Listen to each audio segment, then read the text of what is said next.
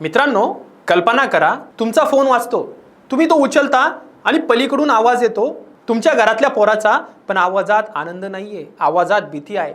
आई मला वाचवा, इथे मला बंदूक दाखवून काम करून घेतायत. मित्रांनो, हा प्रसंग कुठल्या सिनेमातला नाहीये, हा प्रसंग आहे बीडच्या केज तालुक्यातल्या नांदूरघाट इथल्या एका 24 वर्षाच्या पोरांच्या आयुष्यातला, जो नोकरीच्या शोधात बँकॉकला गेला आणि थेट पोहोचला म्यानमार थायलंड सीमेवरच्या एका नरकात. मित्रांनो, फक्त हा एक तरुण नाहीये, महाराष्ट्रातले 20 ते 30 तरुण आणि देशभरातले जवळपास 800 भारतीय या जंगलात पोलीस ठेवले आहेत. 18 तास त्यांच्याकडनं सक्तीने ऑनलाईन स्कॅमचं काम करून घेतलं जात आहे. काम नाही केलं तर मारहाण, करंटचे झटके, डायरेक्ट बंदुकीचा धाक, आणि हे सगळं घडतंय त्या भागात ज्याला जग ओळखतं गोल्डन ट्रँगल या नावाने. तर मित्रांनो, आजच्या या व्हिडिओमध्ये आपण सर्व गोष्टी उलगडणार आहोत. बीडच्या या तरुणाची संपूर्ण कहाणी आणि गोल्डन ट्रँगल मधल्या या कुख्यात सायबर स्कॅमचं रॅकेटचं भयानक वास्तव. नमस्कार, मी आपल्या सर्वांचा मित्र अक्षय दाटे आणि आपण बघतायत सत्य पे सत्ता. प्रश्न तुमचे, आवाज आमचा. मित्रांनो, ही कहाणी सुरू होते एका साध्या फेसबुक जाहिरातीपासून. बीडचा हा तरुण ग्राफिक डिझायनर म्हणून काम करत होता. काही दिवसांपूर्वी त्याला फेसबुकवर बँकॉक मधल्या एका नोकरीची जाहिरात दिसली. जाहिरातीत दिलेला व्हॉट्सअप नंबरवर त्याने संपर्क केला आणि समोरून त्याला 70,000 रुपये पगाराच्या नोकरीचं आमिष दाखवण्यात आलं. राहण्याची आणि जेवण्याची सोय मोफत दिली जाईल असंही सांगण्यात आलं. मित्रांनो, विचार करा, ज्या तरुणाला आपल्या राज्यात, आपल्या मराठवाड्यात, आपल्या बीडमध्ये साधी धड नोकरी मिळत नाही, त्याच्या समोर परदेशात इतक्या मोठ्या पगाराची जर ऑफर देण्यात आली तर तो भुलणार नाही तर काय करणार. याच विश्वासावर हा तरुण 4 जूनला पुण्याच्या लोहगाव विमानतळावरून विमानाने बँकॉकला रवाना झाला. पण मित्रांनो, ही सुरुवात होती एका भयानक प्रवासाची, ज्याची कल्पनाही त्याने केली नसेल. बँकॉक विमानतळावर उतरल्यानंतर संबंधित कंपनीचे कर्मचारी त्याला घ्यायला आले. रिसॉर्टमध्ये नेण्याच्या बहाण्याने त्याला एका गाडीत बसवण्यात आलं आणि इथेच खरा खेळ सुरू झाला. मित्रांनो, गाडीत बसताच त्याच्या डोक्याला बंदूक लावण्यात आली आणि त्याचा पासपोर्ट, फोन आणि इतर सगळ्या वस्तू हिसकावून घेण्यात आल्या. त्यानंतर 2-3 दिवस त्याला जंगलात झुडपातून प्रवास करत बेकायदेशीरपणे म्यानमारमध्ये नेण्यात आलं आणि सीमेवरच्या एका सबस्टेशनवर एका खोलीत डांबून ठेवण्यात आलं. मित्रांनो, या तरुणाने हुशारी दाखवत कोणाच्याही न कळत आपल्या घरच्यांना फोन करून हा सगळा प्रकार सांगितला. 18 तास ऑनलाईन स्कॅमचं काम करून घेतलं जातं. काम केलं नाही तर मारतात, जेवायला देत नाही, करंट देतात, थेट बंदूक दाखवतात आणि बिहारच्या एका तरुणाला तर मारून टाकलं. ही माहिती अंगावर काटा येण्यासारखी खूप गंभीर आहे मित्रांनो. त्याने स्वतः फोनवरून आपल्या कुटुंबाला दिली आहे. विचार करा मित्रांनो, ज्या क्षणी हा फोन कॉल त्याच्या घरच्यांपर्यंत पोहोचला असेल त्या क्षणी त्या आई वडिलांवर काय बेतलं असेल. हा फोन कॉल व्हायरल झाला आणि राज्यभरात खळबळ उडाली. तरुणाच्या कुटुंबियांनी तात्काळ बीड सायबर पोलीस स्टेशनमध्ये तक्रार दाखल केली आहे. या तक्रारीवरून बीड सायबर पोलिसांनी अज्ञात आंतरराष्ट्रीय एजंट्स आणि सायबर माफियांविरोधात IT ऍक्ट आणि भारतीय न्याय संहितेच्या अंतर्गत मानवी तस्करीचे गुन्हे दाखल केले आहेत. बीडचे पोलीस अधीक्षक नवनीत कामत यांनी परराष्ट्र मंत्रालयाला पत्र लिहून याबाबतची सविस्तर माहिती दिली आहे आणि सुटकेसाठी राज्य व केंद्र सरकारशी पत्रव्यवहार सुरू असल्याचंही माध्यमांना सांगितलंय. मित्रांनो, फक्त बीडच नाही तर नाशिक, धाराशिव, चाळीसगाव, ठाणे इथलेही तरुण अशाच पद्धतीने या जाळ्यात अडकल्याची माहिती समोर येते. म्हणजे हा प्रश्न आता एका जिल्ह्याचा राहिलेला नाहीये, हा संपूर्ण महाराष्ट्राच्या तरुणाईचा प्रश्न आहे आणि विशेषतः आमच्या मराठवाड्याच्या तरुणांचा प्रश्न आहे. हे प्रकरण समोर आल्यानंतर भारत सरकारनेही तातडीने पावलं उचलली आहेत. मित्रांनो, म्यानमार मधल्या भारतीय दूतावासाला याची माहिती देण्यात आली आहे. भारत सरकार म्यानमार सरकारच्या संपर्कात आहे. पण मित्रांनो, हा प्रकार आज पहिल्यांदाच घडतोय तर असं अजिबात नाही. मार्च 2025 मध्ये परराष्ट्र मंत्रालयाने स्वतः जाहीर केलंय की म्यानमार थायलंड सीमा भागातल्या स्कॅम सेंटरमध्ये नोकरीच्या आमिषाने अनेक भारतीय तरुण अडकले आहेत.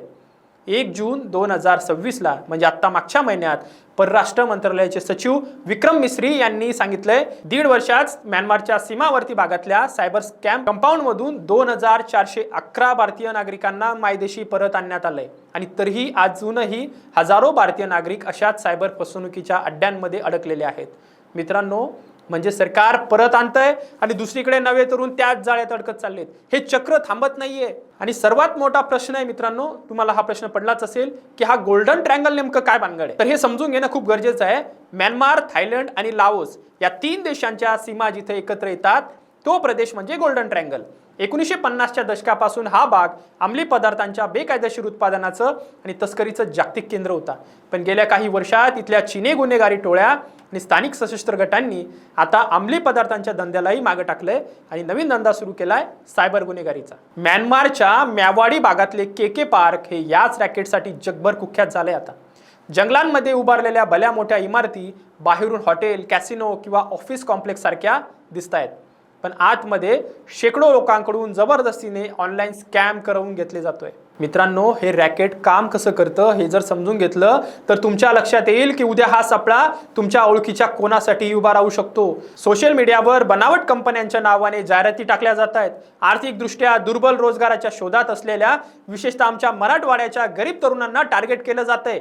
Call centre agents, data entry operator, graphic designer अशा पदांवर भरघोस पगाराचं आमिष दाखवलं जातंय.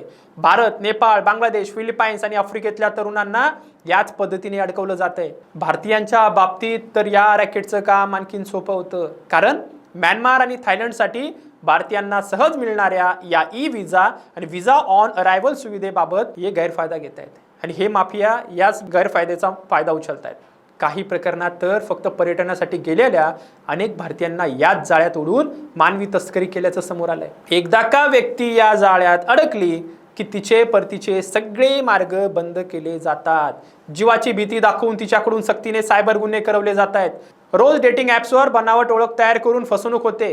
गुंतवणुकीच्या नावाखाली विश्वासू ब्रोकर असल्याची खोटी बतावणी, बँक अधिकारी किंवा पोलीस असल्याचं भासवून फिशिंग अटॅक, डिजिटल अरेस्टच्या नावाखाली लोकांची वैयक्तिक आणि बँकेची माहिती काढून घेणं आणि बनावट ऑनलाईन कॅसिनो चालवून सट्टेबाजीच्या नावाखाली लोकांचे पैसे लुबाडणं, असे सगळे पीडितांकडून हे करून घेतलं जात आहे. रोज एक ठराविक टार्गेट दिलं जाते आणि ते जर पूर्ण झालं नाही तर मिळणारी शिक्षा अत्यंत क्रूर असते. सशस्त्र गुंडांच्या करड्या नजरेखाली या तरुणांना ठेवलं जात आहे. घरच्यांशी बोलण्यासाठी फोनही दिला जात नाही. मित्रांनो, एकट्या म्यानमारमध्येच 1.25 लाखाहून अधिक लोक अशा सक्तीच्या मजुरीत अडकल्याचा अंदाज वर्तवला जातोय. म्हणजे हा आकडा एखाद्या गावाच्या लोकसंख्ये इतका आहे आणि हे सगळं लोक आज गुलामासारखं जगतायत.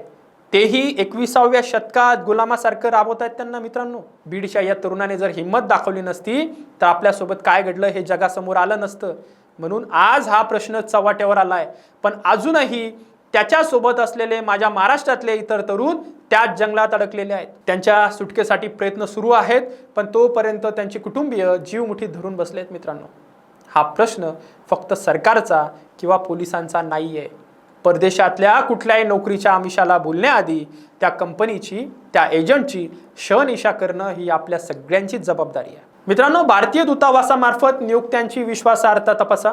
एजंटची पार्श्वभूमी पडताळून बघा, कारण एका चुकीच्या निर्णयाची किंमत थेट जीवावर बेतू शकते. तर मित्रांनो, गोल्डन ट्रायंगलमधल्या या सायबर गुलामगिरीबद्दल आणि बीडच्या या तरुणाच्या धाडसाबद्दल तुम्हाला काय वाटतं हे आम्हाला कमेंट करून नक्की सांगा. पण मित्रांनो, मला असं वाटतंय की प्रश्न इतका नाहीये की या तरुणाची सुटका कधी होणार. खरा प्रश्न हा आहे की आपल्या राज्यातल्या, आपल्या मराठवाड्यातल्या पोरांना आपल्याच मातीत रोजगार का मिळत नाहीये, की त्यांना जीव धोक्यात घालून असं परदेशी दलालांच्या जाळ्यात अडकावं लागतंय. त्यासाठी इथले खासदार, आमदार झोपलेत का? तिथले उद्योगधंदे कुठे गेलेत? सरकारने फक्त अडकलेल्या तरुणांची सुटका करून आता हात झटकून चालणार नाहीये. तर अशा बनावट एजन्सी, बेकायदेशीर जाहिराती आणि मानवी तस्करीचं हे रॅकेट मुळापासून उखडून टाकण्याची जबाबदारी सरकारची आहे. आणि मित्रांनो, हे काम फक्त सरकारचं पण नाहीये, हे काम आपलं आहे, तुमचं, माझं आहे. तुमच्या आजूबाजूला, तुमच्या गावात, तुमच्या मित्रमंडळींमध्ये कुणाला जर अशी परदेशी नोकरीची भुरळ पाडत असेल तर वेळीच त्याला सावध करा. त्याला ही माहिती पोचवा. त्याच्यापर्यंत हा व्हिडिओ शेअर करणं प्रत्येक भारतीयाची, तुमची, आमची जबाबदारी आहे. कारण हा एक इशारा आहे आणि हा इशारा कोणाचा तरी जीव वाचवू शकतो. मित्रांनो, त्यासाठी आत्ताच हा व्हिडिओ शेअर करायला विसरू नका आणि जास्तीत जास्त तरुणांपर्यंत ही माहिती पोहोचवण्यासाठी सहकार्य करा. धन्यवाद. 2 महिन्यानंतर सिंगापूर ब्रांचला प्रमोशन होतंय तुझं. कॉंग्रॅच्युलेशन्स.